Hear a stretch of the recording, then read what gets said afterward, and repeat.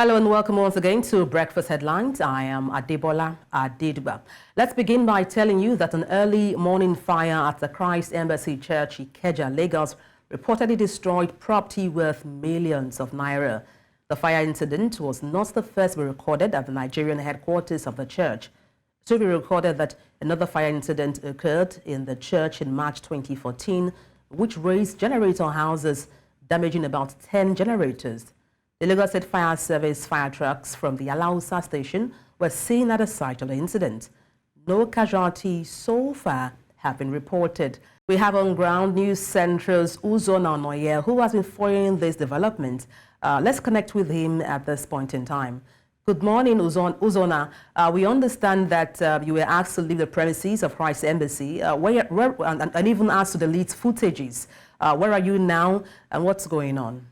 Okay, we are still in that environment because the last time we came up, we were quite close to the building, but at the time we were ending the live, we were besieged by security officials of the church and men of the Nigerian police force, persuading us to leave the environment and threatening to seize our camera and even delete the material that we've recorded already. It was a bit rough at that moment. The argument was long and it took a while. That was why we've not been able to come up again before now. So what we did was to walk away a bit far from the church, but if you look behind me, you will still see the building. The smoke is still coming up, and the flame had been contained by the fire service. As at the last count, I have seen not less than 6 water trucks of the fire service that went in there and emptied their content into the inferno.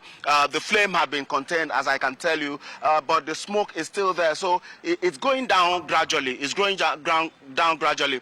The situation is not as bad as a lot of people thought it would have been until we get access into the building, if we will, to find out exactly the level of damage inside. But the resistance, how do I put it now? The hostility here is unimaginable because officials of the church made it clear that they will not allow any part of this story to go out into the media.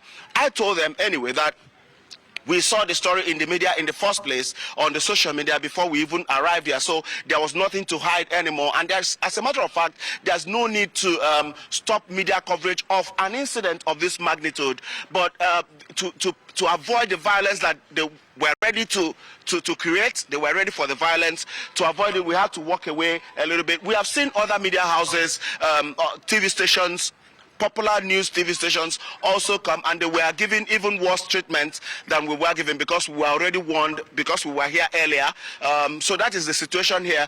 Some church members are still arriving. If you see, you can see them walk down, but when they get there, they will be told to move to another place where the church service is holding, because no service is holding here today. That's exactly what is going on right now.